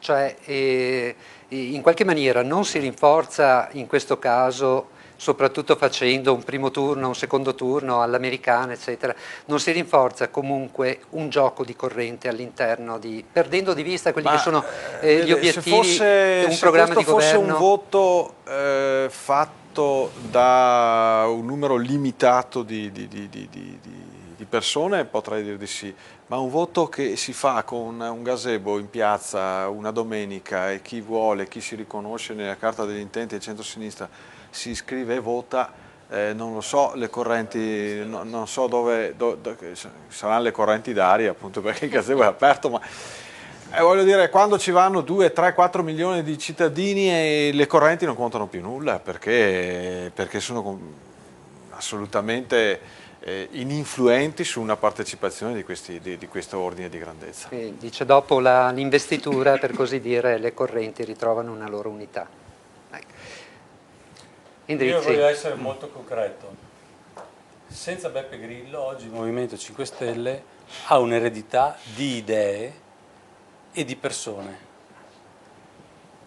Il nostro programma, ma era forse poco più di un canovaccio 3 anni fa, ma andiamo a vederlo, cosa diceva la voce Stato cittadini, parliamo di 3 anni fa, quindi in momenti non sospetti. Abolizione delle province, accorpamento dei comuni sotto i 5.000 abitanti, riduzione a 2 mandati per i parlamentari e per qualunque altra carica pubblica, eliminazione di ogni privilegio particolare per i parlamentari, stipendio allineato alla media degli stipendi nazionali, divieto di cumulo delle cariche, non eleggibilità dei condannati, partecipazione diretta dei cittadini attraverso strumenti di democrazia diretta come referendum propositivi, non solo abrogativi e senza quorum. Guardi, potrei andare avanti e mi fermo per dare il senso di una concretezza. Sì, no, certo, senza Beppe Grillo queste idee rimangono, e la cosa bella è che sono gratis. Chiunque di voi, se vuole, le può copiare domani. Anzi, qualcuno ci ha già pensato, perché il limite alle cariche, magari non 2 mandati ma 3, ma 4, eccetera, sono già stati presi in considerazione da altre forze politiche. Il problema è farle con trasparenza e con coscienza, e per questo non c'è che un sistema: cittadini sciolti, lontani dagli aggregati dei partiti, perché il cittadino risponde a se stesso, il politico all'interno di un partito risponde a qualcun altro, e finché abbiamo questo sistema noi non avremo mai il bene del paese. Lei parlava prima di legge elettorale. La legge elettorale da decenni è una truffa, sempre fatta a uso e consumo di chi la maggioranza ce l'ha in quel momento lì, per garantirsi il potere anche dopo. Sì, scusa, alla fine voi perché sistema elettorale siete? Noi siamo per un sistema elettorale, per un ordinamento in cui il cittadino debba delegare il meno possibile a dei rappresentanti e ci siano degli strumenti di democrazia diretta. Questo lo condivido, ma allora, si vota più con che quale la formula legge? maggioritaria, che come le ho detto sono alchimie strumentali, quello che a noi interessa è per esempio la possibilità di rimuovere un politico per iniziativa popolare, non che dobbiamo aspettare che Scajola si convinca. Il Porcellum, no, perché non lo so, il Porcellum vi va bene? Cioè allora noi abbiamo presentato 5 anni fa una proposta di legge, si chiamava Parlamento Pulito, che intendeva ripristinare il diritto di votare con preferenza. Nessuno dei partiti qui rappresentati ha mosso un dito, compresa IDV, Rifondazione eccetera, perché nella conferenza dei capogruppi si trovasse un momento per discutere questa proposta di legge in Parlamento. Allora, se lei chiede a me qual è la soluzione, io lo dico, quella che i cittadini hanno chiesto con 350.000 firme 5 anni fa e che ormai adesso è sepolta nei cassetti ammuffiti. Chiedo scusa un attimo solo, perché abbiamo un'altra telefonata. Pronto? Chi parla e da dove, per cortesia? Sì, buonasera, sono Fabio da Padova. Prego. Senta, io do un mio modesto parere, cioè secondo me la politica è uno dei mestieri più facili che c'è in assoluto, perché si guadagna tanto e non bisogna saper fare niente. Allora, il problema è che ormai questi politici non ci crede più nessuno, no? Cioè, lo sanno tutti come vanno le cose. Servirebbe della gente capace che venga assunta per governare un paese, e se uno non è capace viene licenziato come in qualsiasi altra azienda. È la democrazia. Cioè qui non c'entra se uno è di sinistra o se uno è di destra. Facciamo un attimino, perché giustamente diceva Nicola Finco, dov'è la democrazia a questo punto? Se si fa uno Stato azienda in pratica che assume i suoi dirigenti. Allora, l'azienda Italia ha bisogno, pronto? Sì, prego. Ha bisogno di gente che sappia governare l'Italia. Cioè se lei mi mette una persona a fare il ministro della sanità, che fino all'altro giorno era un avvocato, cioè lei capisce che insomma, in qualsiasi azienda si assume la gente per le sue capacità, non per conoscenze o per altri motivi. Ecco, io vorrei sapere, tanti politici che sono da anni e anni al governo, no, facciamo un nome a caso, a prescindere che sia di sinistra o di destra, però, non so, Rosy Bindi, è da anni che c'è, io non so cosa abbia fatto fino adesso per il paese, oppure anche diciamo di destra, cioè di sinistra, di destra non c'entra. Ci sono personaggi che sono anni e anni che sono dentro in politica, guadagnano un sacco di soldi ma non fanno niente per il paese. Allora è chiaro che dopo c'è la crisi, perché la gente non ci crede più, i politici sono interessati solo a guadagnare soldi e non fanno il loro mestiere. Quindi questo è il problema secondo me.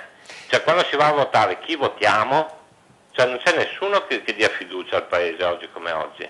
Grazie del suo contributo, e tra l'altro è un pensiero che ricorre molto spesso questo, cioè abbiamo bisogno di persone, ma era tra l'altro il punto che toccavo prima sul tema delle scuole, non tanto perché un partito debba fare una sua scuola, ma quanto piuttosto perché in realtà io credo che ci sia assoluta necessità di avere delle persone che abbiano delle competenze, e credo che ecco, l'impegno di tante scuole, per esempio dei mondi diocesani, le scuole di formazione sociopolitica, hanno questo indirizzo, più che dare contenuti ideologici, forniscono spesso strumenti di governo. Ecco, non so se qualcuno di voi l'abbia frequentata, ma abbiamo anche molti sindaci che sono passati attraverso queste scuole. Sono giustissime, però la formazione la si fa anche sul campo a volte, perché io penso, ad esempio questo telespettatore dalla voce, mi sembrava una persona giovane, no? Io lo invito a mettersi in prima persona, a andare all'interno dei consigli di circoscrizione, di quartiere, entrare in un consiglio comunale, perché è là che capisci come funziona la macchina amministrativa e capisci se è veramente facile far politica.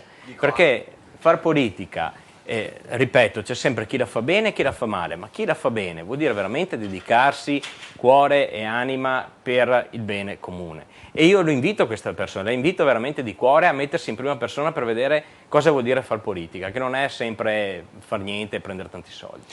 E c'era Claudio Borsa che voleva dire... No, prima di parlare della domanda che mi aveva fatto, dico anche Pomicino ha fatto la scuola diocesana sociopolitica, poi dico abbiamo visto com'è finita, nel senso, quindi diciamo insomma non è non è una questione etica, è una questione sostanziale di contenuto. Certo. Se a un certo momento la politica si deve affidare a dei tecnici, oppure se abbiamo cittadini che la pensano in questa maniera. Io appunto volevo parlare di questo perché la domanda che mi ha rivolto prima è riguardo al mio partito. La colpa purtroppo di questa sospensione della democrazia, perché se arrivano i tecnici che non sono stati democraticamente eletti, è una sospensione della democrazia, è colpa sostanzialmente della ovviamente maggioranza di prima e sostanzialmente del mio partito. Io ho delle piccole formulette da presentare, che abbiamo presentato e che presentiamo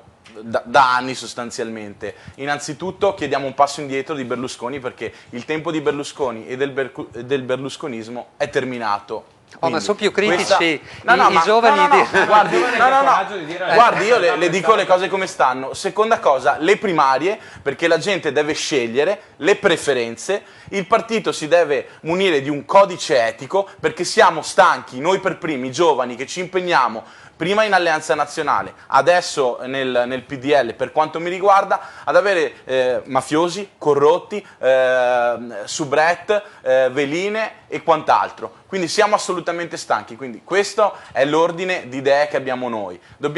Il segretario Alfano dovrebbe essere più incisivo e chiedere tutto questo, altrimenti, anche perché, e poi veramente concludo, non serve cambiare il nome e cambiare il simbolo del partito, servono cambiare le persone, serve mettere al centro del progetto politico delle persone per bene. L'ho già detto 3 volte, spero che sia incisivo e che forse i vertici del partito capiscano che questa è la strada giusta, altrimenti ognuno per conto suo. Ecco, magari mandate una mail, questa puntata, tra l'altro lo ricordo anche ai telespettatori, è visibile anche su YouTube, quindi se la possono vedere quando vogliono. Speriamo. E la mandiamo magari anche a Berlusconi, che capisca quali sono i suoi non giovani, paura, che cosa pensano i suoi paura, giovani. certo. Ecco. No, ma perché credo sia assolutamente importante, non è questione ma dovrebbe essere, io credo che oggi forse un grande problema soprattutto dei leader politici sia quello di scendere nelle piazze e ascoltare le persone, ma non all'interno dei comizi, perché lì la si pensa più o meno tutti uguale, ma all'interno di singole realtà. Ma di questo vediamo se riusciamo a parlarne magari nell'ultima puntata, nell'ultima parte, perché abbiamo ancora una pausa, ma abbiamo anche un'altra telefonata e non vorrei fare aspettare la pausa pubblicitaria. Chi abbiamo al telefono? Buonasera. Sì, buonasera. Se ci dice il suo nome, da dove chiama, per cortesia? Sono il signor Gentile da San Dona di Piave. Benissimo, signor Gentile, prego. Qualche concetto volevo, se mi permettete un minuto per dire 2 o 3 cose. C'era un vostro ospite che invitava il signore che ha chiamato poco fa, ad entrare nei circoli, insomma, nell'ambito politico. Il problema non Sì, è... Nicola Finco della Lega. Il problema non è entrare, il problema è che non si riesce ad entrare, cioè è diventata veramente come la casta dei notai, un qualcosa di talmente chiuso che è quasi impossibile per un cittadino normale che poi ha grosse necessità di sbarcare il lunario e di trovare anche il tempo e il modo di fare certe cose. Poi ci sono tante altre cose che si potrebbero dire, e questione che ho sentito alcuni telegiornali di questi giorni, quando parlava il nostro ex governatore Galan, no? Sulla nipote di Mubarak, ma questi politici cosa vogliono far credere a noi italiani? Che abbiamo la mortadella sugli occhi, ma che siamo tutti con l'anello al naso, che siamo tutti rincoglioniti. Era la nipote di Mubarak, una cantante lirica, ma di cosa si sta parlando? Cioè qua in Italia forse i nostri politici tutti, dal livello provinciale, non hanno capito che questa è una nazione che si sta avvitando in un disastro tale che prima o poi, secondo me, io lo continuo a dire anche nell'ambito del lavoro, tra i miei colleghi, se ne esce fuori veramente solo con una guerra civile. Non c'è via di scambio. Cioè, questi si continuano a riproporre, si presentano come nuovi i Casini, i Fini, i D'Alema, gente che sta là da 50 anni. Cosa ha prodotto sta gente? Senta, signor Gentile, le chiedo scusa, poi dobbiamo chiudere la telefonata, ma ecco, lei una soluzione, molto in sintesi la prego, ma ce l'avrebbe? Sì che ce l'ha una soluzione. Cioè? Allora, prima di tutto mandare a casa tutti indistintamente, chi finora ha ricoperto un qualsiasi ruolo pubblico negli ultimi 10 anni, va a casa, perché ha dimostrato di essere incapace. Se si è arrivati a livello nazionale con questo disastro, ma le faccio un esempio, lei immagini che l'ha operato un chirurgo per ben 3 volte e le ha cavato tutto l'intestino, ma per la 4ª volta, l'ultima chance che lei ha, si rimette nelle mani di quel chirurgo. Ma stiamo scherzando? Cioè questo, qualsiasi altro lavoratore, professionista, lavoratore, se avesse prodotto i risultati che hanno prodotto questi, ma starebbero in galera, ma in galera starebbero, cioè, ma stiamo scherzando ragazzi, ma ci rendiamo conto dove sta questa nazione? Ecco, signor Gentile, io la ringrazio, vorrei anche ricordare che un modo c'è, cioè chiaramente è quello del voto. E chiaramente bisogna riformare questa legge elettorale perché ogni elettore deve avere la possibilità di giudicare chi ha governato bene, chi ha governato male, chi ha svolto un ruolo e lo ha svolto diciamo con grande onestà. Ecco, però è fondamentale che si cambi questa legge elettorale. Ci rivediamo fra un paio di minuti, ancora una pausa per l'ultima parte del programma. A tra poco.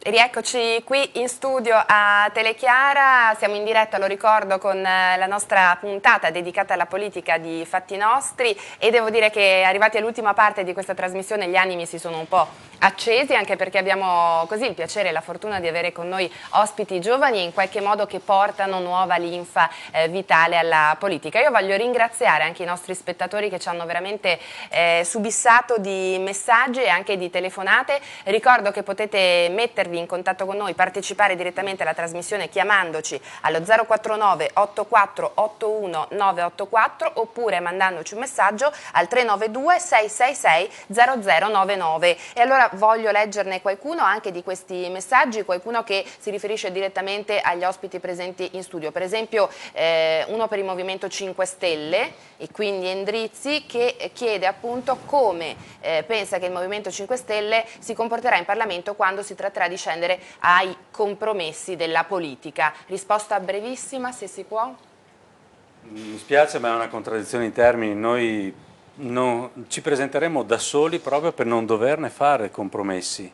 Io adesso non vorrei attaccare un partito assente, ma ricorderemo tutti la frase, no, da soli non si fanno figli.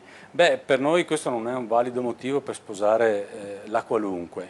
Ecco. Credo che il Movimento 5 Stelle abbia un unico patrimonio sociale, se vogliamo, no? Ed è quello della credibilità e della coerenza. Noi abbiamo visto già nei consigli comunali, nei consigli regionali, dove è entrato il Movimento 5 Stelle, sono cambiate le cose, anche dove eravamo in minoranza. Poi dove abbiamo la possibilità di incidere ancora maggiormente, faccio 2 esempi a proposito di rimborsi. Il Comune di Parma ha erogato come rimborsi nel trimestre giugno-agosto di quest'anno 86,50 €. Le bollette di telefono delle schede, diciamo, utilizzate per fini istituzionali al Comune di Mira, da quando c'è il Movimento 5 Stelle, sono passati da un ammontare di 1.400 € circa a 44 € al mese. Questi sono esempi di come le cose possono cambiare anche andando fieramente da soli. Sì, ecco, poi bisognerebbe fare un discorso più articolato a scapito di che cosa, perché anche questi, sa, insomma, i bilanci comunali sono quello che sono, e quindi si fanno determinate scelte rinunciando a che cose? Si restituisce ai cittadini, ma togliendo da dove? Io non riesco a capire il problema. Nel momento in cui ci saranno dei parlamentari del Movimento 5 Stelle in Parlamento, faranno le loro proposte di legge, voteranno in scienza e coscienza e dimostreranno quello che può fare in termini di testimonianza un padre di famiglia che pensa, agisce, governa, nella misura in cui anche l'opposizione può contribuire a farlo, come un padre di famiglia, al di fuori dalle logiche di schieramento, gli interessi trasversali tra politica, finanza, economia, eccetera. Noi crediamo che questo sia veramente una rivoluzione, quella che stiamo facendo. Ripeto, cittadini sciolti, liberi, fuori dagli schieramenti. Certo. Ecco, c'è una telefonata, però chiedo un secondo perché volevo così leggere il messaggio al rappresentante del PD, perché l'SMS dice ma lo sai perché è caduto Prodi? Per il pluralismo nel PD. Si parlava prima di correnti, del problema appunto delle eventuali correnti. Quando c'era Prodi il PD insomma, era appena nato e quindi non lo so a cosa si riferisca insomma, questo SMS. Fatto sta che quando un partito insomma, non è un partitino, ma è un partito, ripeto, io dico largo, cioè, è naturale, io credo sia anche una ricchezza che ci siano più anni. Bisogna saperle governare, questo ecco, non questo è semplice. semmai è il problema. Sentiamo la telefonata, allora, pronto? Sì, buonasera, sono sempre Fabio da Padova. Sì, prego. Se posso replico velocemente. Allora, io intanto, voi avete il mio numero, se volete darlo a quel signore della Lega, mi può chiamare quando vuole. Allora, io è dal 2009 che cerco di parlare col sindaco Zanonato perché sono invalido civile e percepisco 270 € al mese, come mia unica entrata. Ecco, il sindaco Zanonato non mi ha neanche mai voluto parlare al telefono. Mi dica lei come posso andare in giro per gli uffici a parlare con i politici. Ecco, a questo punto io vorrei sapere da quel signore della Lega cosa ha fatto lui fino adesso per noi cittadini. Una cosa che lui abbia fatto per noi. Ecco, mi dica. Grazie della concretezza. Guardi, allora, io quotidianamente ricevo persone dalla mattina alla sera e ne ho una testimonianza sul mio territorio di gente che viene da me, io cerco di aiutarla attraverso i servizi sociali, non sono come il sindaco Zanonato che non si degna di ricevere i cittadini. Io ogni lunedì ricevo tutti i miei cittadini a Bassano e quando li trovo fuori per il giorno, se ho la possibilità di dargli una mano, gliela do più che volentieri. A livello di Consiglio regionale sono presidente della Commissione Ambiente, siamo una delle commissioni che lavora bene, di provvedimenti ne ha mandati avanti parecchi anche a seguito anche di diversi decreti del Consiglio di Ministri e del Parlamento, quindi io la coscienza ce l'ho perfettamente pulita, so che per me possono parlare i cittadini che ho sul territorio che costantemente mi ringraziano per il lavoro che faccio.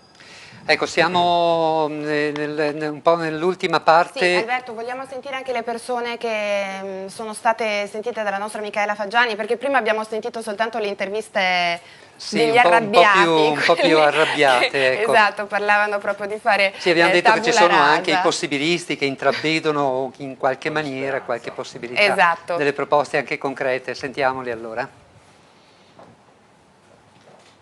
La politica oggi, cosa sta succedendo?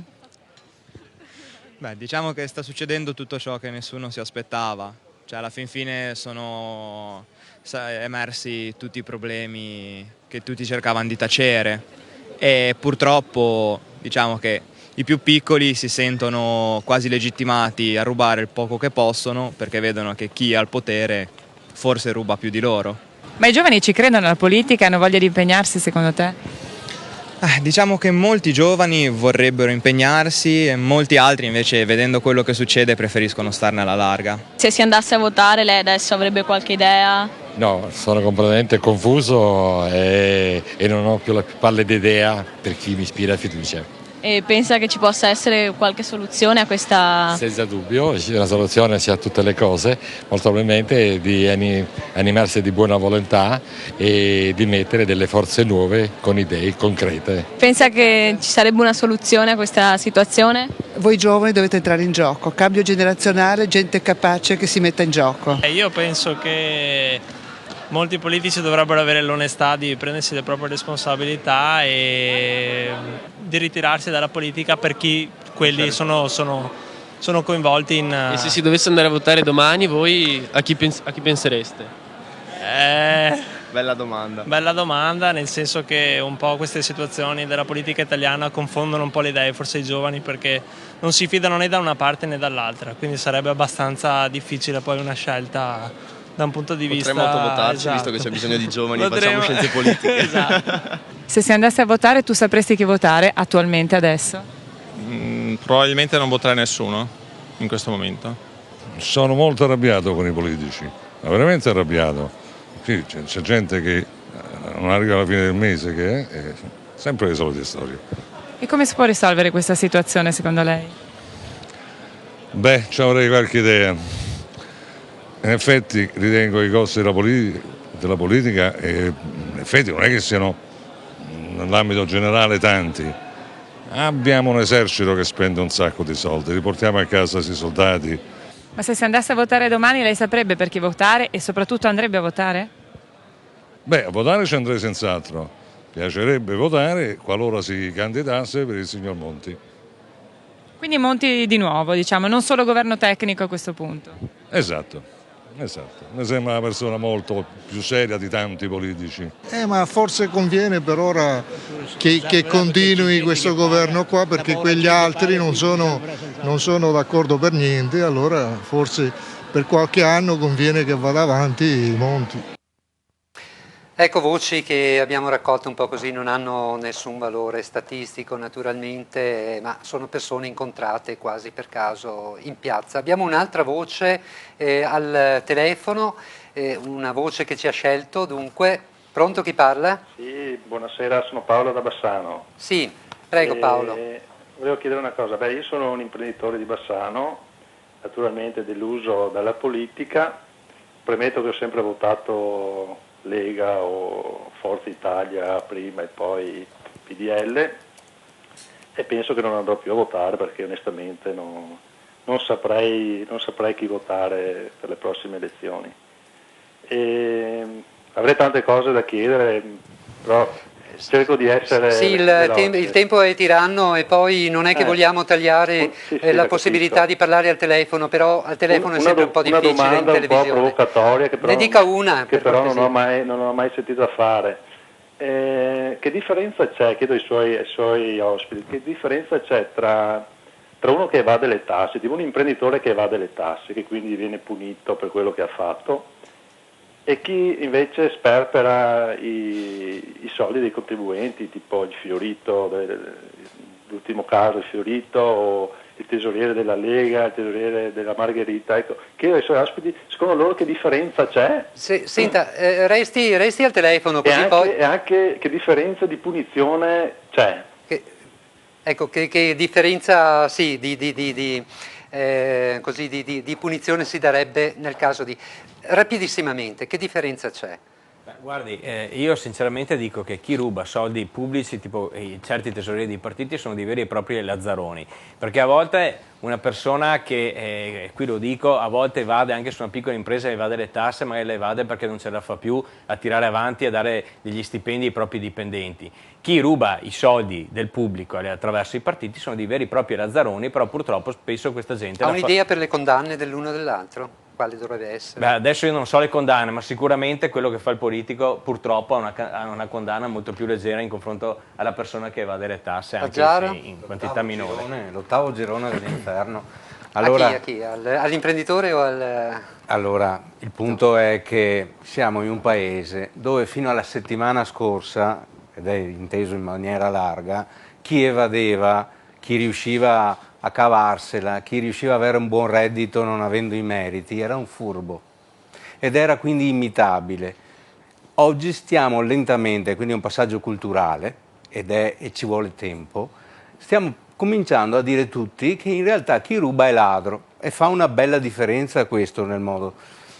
Non è solo l'evasione, in realtà nel tempo, classe politica ma popolo anche, c'è anche molta elusione, molte leggi fatte in maniera tale che uno pur nella norma in realtà gli si permette di essere furbo comunque rispetto ad altri. Rapidamente, perché cortesia, perché vorrei dare una replica. Bene, allora credo che in qualche maniera l'ho già definita in questo modo qua, quindi secondo il mio punto di vista è evidente che se va risposto chi comunque evade e quindi fa un torto agli altri. Claudio Borgia? Sì, io mi sono già espresso molto chiaramente riguardo alla condanna dei politici, quindi ovviamente per me chi ruba sia nel pubblico e l'imprenditore che ruba nel privato secondo me sono assolutamente allo stesso livello. Dicevo prima che il politico dovrebbe pagare ovviamente doppiamente perché dovrebbe essere un lavoro di servizio. Ricordiamo ovviamente, e ribadisco questo. Sì. Quindi condanna ad entrambe allo stesso piano, ma diciamo una che condanna però un po' più ricordiamo agli pesante imprenditori che se tutti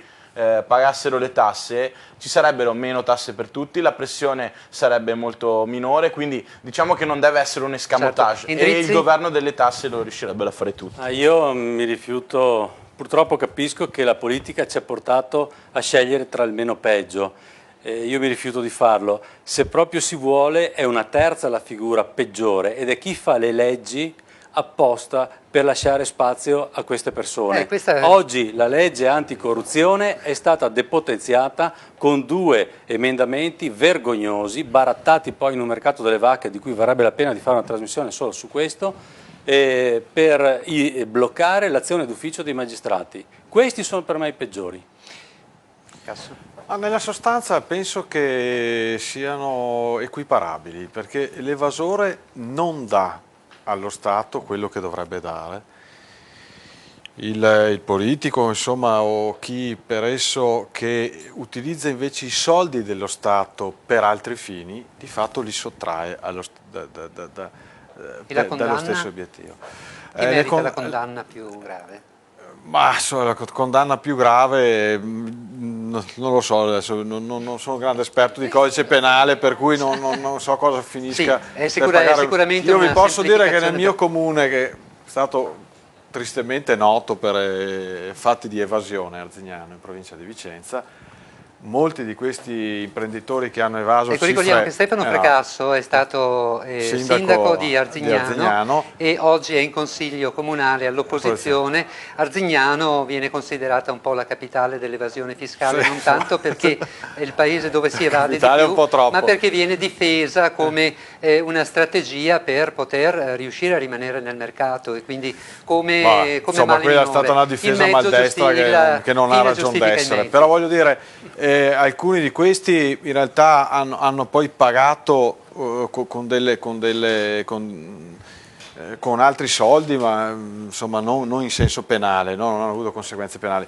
Però mi addentro in un campo che non è il mio e potrei anche dire delle ecco, cose. Comunque la legge, io voglio dire questo perché avremmo dovuto parlare non soltanto della legge elettorale ma anche della legge anticorruzione che viene richiesta, no? da molti, ormai sono veramente tantissime anche le persone famose che la richiedono, però a questo punto dedicheremo una prossima puntata all'argomento, anche perché è arrivato Cristina, abbiamo ancora il SMS. telespettatore perché l'avevo fatto attendere per chiedergli così alla fine che... Per rispondere velocemente, Sì. perché non vorrei che confondesse, il politico paga col peculato, quindi l'imprenditore c'è il risarcimento del danno, quindi diciamo che sono due competenze giuridicamente diverse. Ecco, io sono uno studente di giurisprudenza, quindi meno male questo riesco ancora a capirlo, quindi diciamo ci sono... Ecco, cosa mi dice, cosa mi aggiunge così molto brevemente il nostro telespettatore la condanna morale ci che deve aveva essere, puntualizzato questa cosa su cui si parla assolutamente molto e l'abbiamo sentito anche nell'intervista. Non sono stato soddisfatto delle risposte. Che risposta avrebbe voluto? Ecco, questa era la conclusione, la domanda conclusiva che le volevo fare io invece. Io penso che uno che evade le tasse, un imprenditore che evade le tasse sicuramente deve essere punito. Però diciamo una cosa, evade sul lavoro che ha fatto lui, sul sudore che ha fatto lui e va punito, ripeto, va punito. Ma un politico che sperpera i soldi, che va a farsi le vacanze gratis, che va di qua, che va di là, secondo me dovrebbe essere punito 10 volte di più, 10 volte, 20 volte di più. Pena di morte, non lo so io, ma qualcosa che veramente di tagliarli le gambe. Forse esageriamo un pochino. Adesso comunque... io ho esagerato, però dico veramente da tagliare questa cosa, perché non ne possiamo più veramente, siamo ormai arrivati alla frutta. Grazie del suo... Un'altra cosa velocissima che volevo fare ai suoi ospiti. Ma quando non ci saranno più gli imprenditori, perché questa è la strada dell'Italia, cioè andiamo avanti e gli imprenditori sono sempre il numero minore. Quando non ci saranno più gli imprenditori, chi paga le tasse? Punto di domanda, grazie. Grazie a lei Io non lo so, c'è qualcuno che vuole rispondere, ma molto molto brevemente. Io faccio presto a rispondere come ultimo intervento anche. Allora, io faccio l'assessore. Non ho né telefonino, né rimborso spese, né auto e né niente, e quindi voglio dire, faccio il libero professionista per vivere. Vivo per la politica ma non di politica e credo che questa sia la differenza che bisogna trovare, individuare, ognuno per la sua parte politica, nella nuova eventuale generazione che va a sostituire questa, che ha dimostrato di avere come il fiato corto, avendo rubato, eccetera, eccetera. Comunque su questo magari dedicheremo proprio una puntata perché è un tema abbastanza assolutamente importante.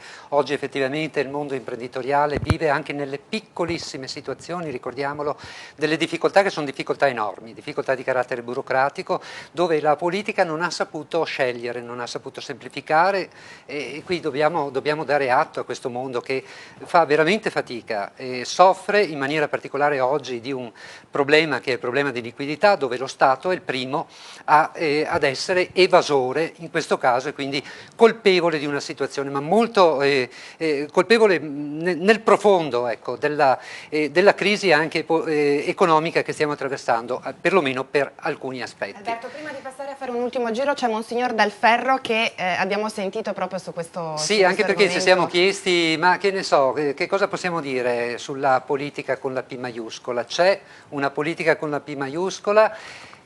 Che possibilità ci sono perché continui ad affermarsi, si possa affermare una politica con la P maiuscola in cui, ricordiamo, ecco, e su questo credo che possiamo essere tutti d'accordo, ci sono moltissime persone che si spendono e che credono anche in questa cosa. Sentiamo appunto Monsignor Dal Ferro che è il presidente dell'Istituto Rezzara di Vicenza che organizza numerosissime iniziative nel campo della formazione proprio sociopolitica. Sentiamo. Monsignor Dal Ferro, siamo all'Istituto Niccolò Rezzara che da sempre ormai veramente da tantissimi anni porta avanti un'idea specifica di ciò che è l'economia, di ciò che è la società e di come può essere analizzata. Stiamo vedendo ormai negli ultimi anni un esempio di politica poco edificante o comunque di politica mal sentita dalla gente, dal cittadino comune. Ecco, secondo la teoria, che cosa dovrebbe essere la politica e che cosa dovrebbe dare la politica ad un paese? Ma io credo che va riscoperto anzitutto il bene di tutti, il bene comune e non il bene privato. Questa confusione ha creato i disastri di oggi, dove le persone senza responsabilità sociale ricercano il proprio interesse, per cui la politica è diventata oggetto di vantaggi personali. Credo che il problema è di una riforma totale che parte dalle persone con maggiore responsabilità, ma una riforma dei partiti, perché i partiti sono necessari, ma è un'impresa, ma necessaria anche il riformarli. E il problema sempre è di distinguere quello che è il fine da quelli che sono i mezzi. I mezzi non possono essere mai sottoposti ai fini. Ecco, siamo davvero in conclusione, io direi facciamo un brevissimo passaggio, oppure vuoi fare tu una leggera veloce chiosa su ciò che è stato detto, soprattutto ai telespettatori? Sì, io direi che ringraziamo tutti coloro che ci hanno mandato i tantissimi SMS e direi che appunto le domande principali sono state sui costi della politica. Ancora i cittadini sono molto indignati per quanto riguarda le spese e gli sprechi della politica, e poi c'è anche qualche domanda sui giovani. Per esempio ci si chiede perché i giovani dovrebbero essere migliori solo perché sono giovani rispetto a un'altra generazione di politici. E poi un'altra osservazione invece sulla cultura, la differenza fra formazione e cultura, e insomma è la cultura, dice un bel messaggio che ci è arrivato, che ci dà la vera libertà. Insomma questa è una frase su cui non possiamo che essere d'accordo. Sì. Sì, vorrei rispondere appunto velocissimamente per dare spazio anche agli altri. Se avete sentito i miei interventi, io non ho mai parlato esclusivamente di anagrafe, quindi di giovani. Io ho parlato sì di giovani, ma meritevoli e che abbiano fatto militanza politica. Voglio concludere dicendo che in questi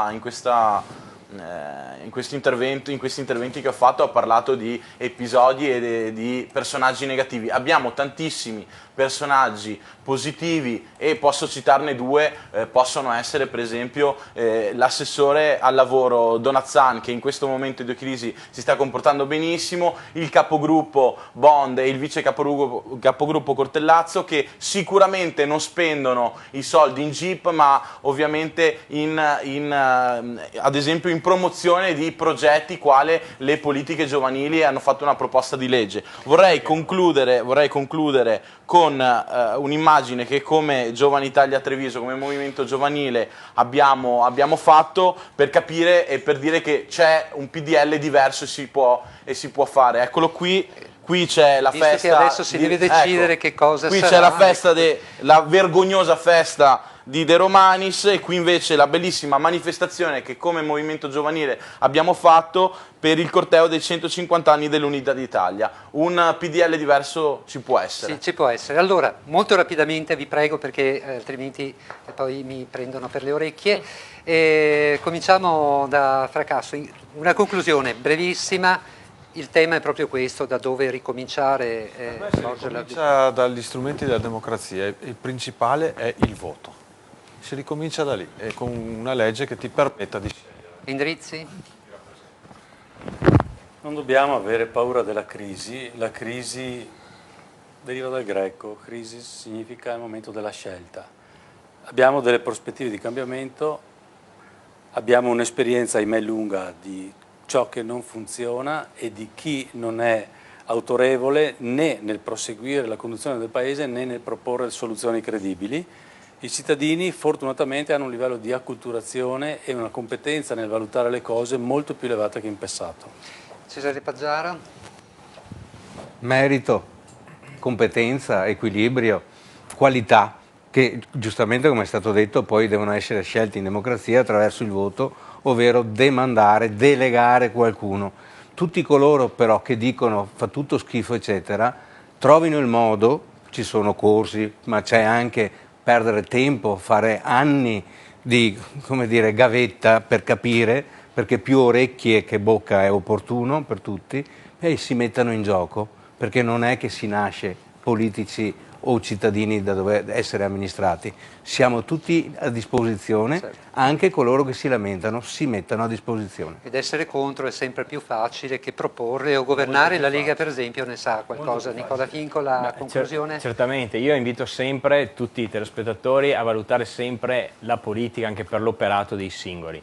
Noi abbiamo degli strumenti, come ad esempio degli strumenti in Consiglio regionale, dove una persona entra, clicca sopra il nostro nome e trova tutti i provvedimenti che ha fatto in questi 2 anni e mezzo. Quindi trasparenza al massimo, non dobbiamo aver paura della trasparenza, perché il cittadino, l'elettore, si deve valutare, oltre per i tagli che facciamo e per come amministriamo i soldi pubblici, ma anche per come il politico opera sul territorio, perché potremmo avere tanti politici che prendono 2-3 mila euro ma che magari non fanno niente la mattina e la sera, certo. E quindi sarebbe comunque alla pari. Certo, e certamente perché tutto questo abbia effetto e un significato, chiaramente bisogna tornare a quello che diceva Fracasso e che poi è stato anche ripreso. Bisogna ritornare a un cambio. Perché noi che abbiamo preso le preferenze rispondiamo quotidianamente del nostro operato nei confronti degli elettori. E ovviamente anche una responsabilizzazione da parte del cittadino, che in questo caso deve anche controllare, no? Poi chi ha votato.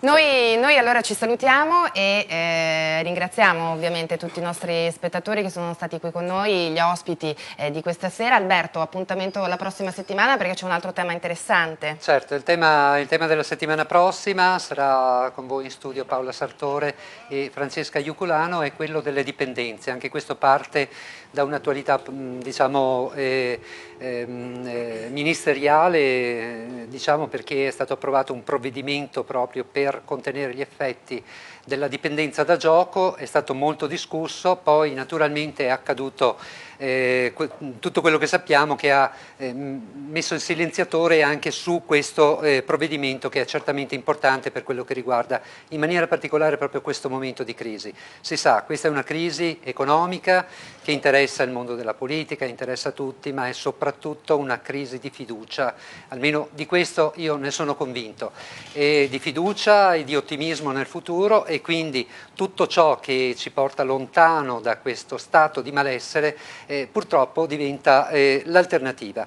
La droga spesso, il gioco d'azzardo in altri casi sono un'alternativa che è cercata purtroppo da troppe persone con effetti disastrosi per tante famiglie. Di questo si parlerà nella prossima puntata. Grazie a tutti voi, grazie a chi ci ha scritto, chi ci ha telefonato e naturalmente a tutti i telespettatori. Buona serata.